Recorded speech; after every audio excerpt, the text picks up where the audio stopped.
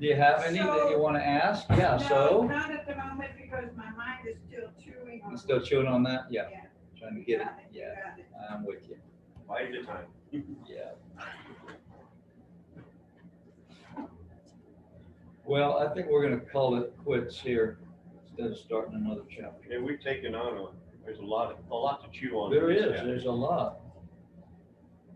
But we've had testimonies, and everything tonight. So I it's dare wonderful. say that it did not take whoever wrote this a few minutes to write down. No. Because he can't, I mean, even with the Spirit of Yahweh working through you and in you, and as pure as the wisdom that he was writing from, But I think it flowed. I think it it came out does really. flow. But I think when they received it, I think they wrote it down. It just flowed out because it was within. It just. And to think that this was everyday thinking for this person, Exactly. which is like, where are we? The wisdom from above. Yes. Right. Yeah.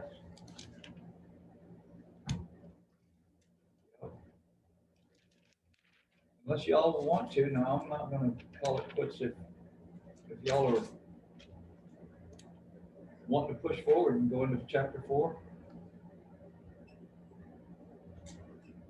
Everybody okay with that? You want to go on? Sure. Okay. All right, let's go on. Well, the thought is continued. Yes, it It's is. picking up right where it left. It's like a line was never drawn by the chapter. Yep. So from whence do the wars and fightings come from among you, or that are among you? Do they not come from the lust, your lust that war in your members?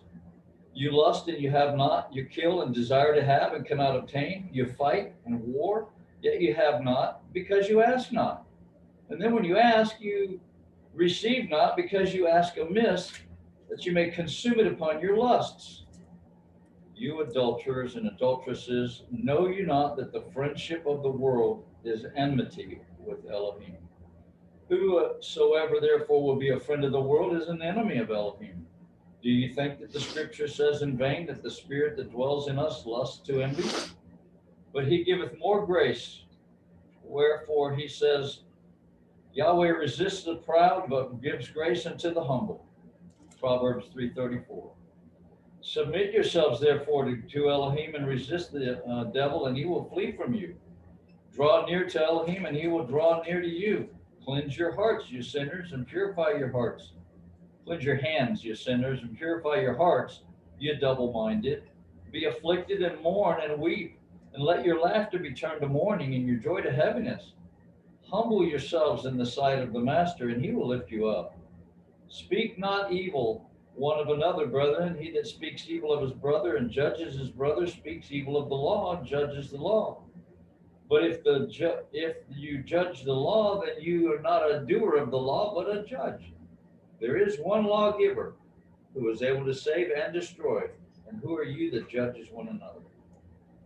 Go to now, you that say today or tomorrow we will go into such a city and continue there a year and buy and sell and get gain. Whereas you know not what shall be on the morrow. For what is your life? It's even a vapor that appears for a little time and then vanishes away. For that you ought to say, if Yah will, we shall live and do this or that. But now you rejoice in your boastings. All such rejoicing is evil. Therefore, to him that knows to do good and does not do it, to him it is sin. That's a mouthful. This whole chapter is a mouthful. I mean, because here it's like you don't see it coming. Yep.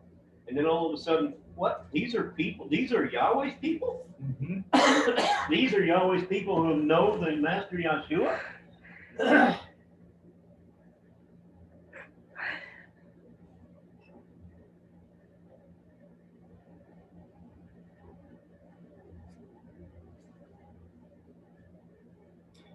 Well, it's interesting too. Verse 9, be afflicted and mourn and weep. Let your laughter be turned to mourning and your joy to heaviness. We're always trying to pick people up, and it's like you're not normal or you're not right. You're not where you're supposed to be unless you have the joy of Yah, unless you're happy, and yet here it's saying, no. You need to be afflicted and mourn because where you're at is not where you're supposed to be. And the only way to get there is to humble yourself And the only way to do that is to do this, is to afflict yourself and weep and mourn. In other words, start thinking about not yourself, but everyone else, or, something besides yourself. Humble yourselves and he will lift you up. And then to speak evil of another brethren, boy, that's easy to do. Yeah. Boy, we get caught up in that all the time. That word judges and judges his brother, condemns his brother. It's right here in the Strong's. Yeah. And condemns the law, condemns the Torah. He who speaks evil about his brother and condemns his brother speaks evil about Torah and condemns Torah. But if you condemn Torah, well, then you're not a doer of Torah, but you're a judge.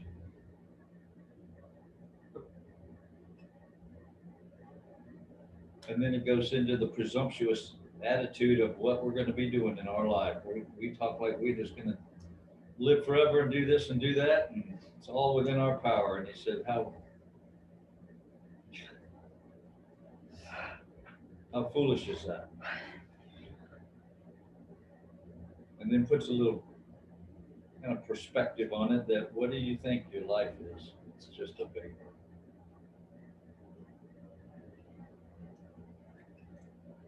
And then that relationship there. So what would we should say? Yah will, we will do this. See, we're bringing Yah back into our relationship. We're bringing that where he's supposed to be, in the preeminence of our life.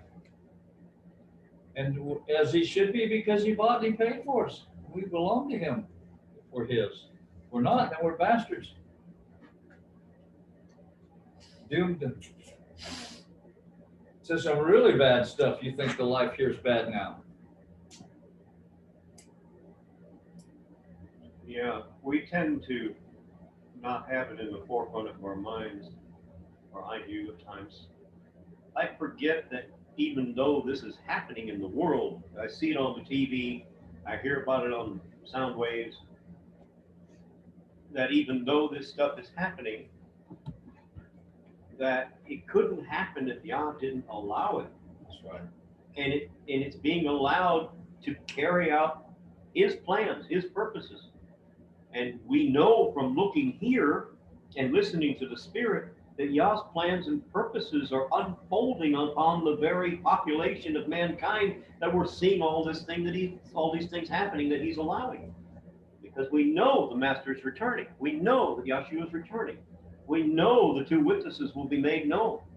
We know that there's all kinds of spectacular events upon the horizon, including the fall of Babylon the Great. That great millstone is going to be thrown into the water. It's going to be gone. It won't be even happen anymore. We know this is coming. And yet, we don't live. We should be fearful. We should be in fear and dread of our Master in that sense, and yet we don't. And I mean the fear in the sense Makes me wonder how much we actually do take that. The respect. You know what I mean? Yeah. And we just can't relate. So we'll go on and do it. But really, when the closer we get to Yah, the more fearful we are of him, because the closer you get, the righteousness that he has, and it is nothing like us. It's nothing like us. No. I'm right here. Don't become many teachers, many masters. I cringe sometimes when I speak, because I don't want to come off as some kind of a master. If you're teaching the word, it's easy to be presumptuous about what you think you know about the word. Oh yeah, this has got me fear and trembling right here. And I can totally relate to all of that. The talking out of both sides of the mouth, taming the tongue, the fountain that sends forth sweet and bitter water. Oh, That's Mr. Loman. Is that double-minded? Yeah. What's double-hearted? It's really not. Your eye is not full of light. No, it's got darkness in it. The mind's eye. Yeah. Is not completely full of light. Anybody else have any comments? Marty. So what's the most important thing to do? Submit our, well, it says the life, it says life. But we know we have a soul and body, soul and spirit. So which one is the most important to submit in order to be? It's not, I don't think there's any one thing. It's because the All first of it. commandment says, All all your body, Yeah, all all of it. your mind, Yeah. all your soul, All of it. all your might, everything you are and have. Give it to God. It's Is about your belongs to heart. Yahweh. It's Realize all about the who heart. What you else do belong we have to. to give? And your faith in him is, So which one, I know that it's all of you or me. Because I can't differentiate between, I can't divide between the bones and marrow even, let alone the spirit, the soul, and everything else. It's everything, everything. Which is the deepest. Who knows? How deep? why does it matter? Yeah, why does it matter? Because if it's all, Because it does matter, because we struggle, all of us struggle with the outer man. We struggle adamantly with that because it's corruption, as the scripture declares it to be. The but flesh. didn't Yeshua Well, you say gotta that it's struggle with from the the inner man. abundance of the Amanda. heart that the mouth I need Yeah, a the man, inner man Amanda. is what you struggle with more than the outer man. I don't know what you mean by outer man. The inner man is the man of the flesh, the real you, not the spirit of Yah that lives within you, but the fleshly you, that your mind, your own voice in your head. That's where your battle is. That's where you struggle. Well, you do have the wisdom of the So flesh then why working do we against. why do we have a double mind? I mean, Well, there has to be a place where all of us complete or submitted, so that we don't have this double mind. Well, the double-mindedness is where you serve Yah with part of your mind and you serve Mammon or the world with the other part. Well, our flesh is that That's your- enmity. that's the God. doubleness So our of it. flesh Serve is that the- You serve enmity. the desires of your fleshly body as well. So then you don't think there's a struggle with the soul. Because way back here, I'm trying to think, I think in Leviticus I read where it's one whole chapter says, afflict thy soul, every other verse. You know what, your soul is your body. It's yourself. Yeah, afflict yourself. Because Your when you body. afflict yourself, you're afflicting yourself mentally and sometimes So physically then as well. where does the double mind come in if the soul and the body are the same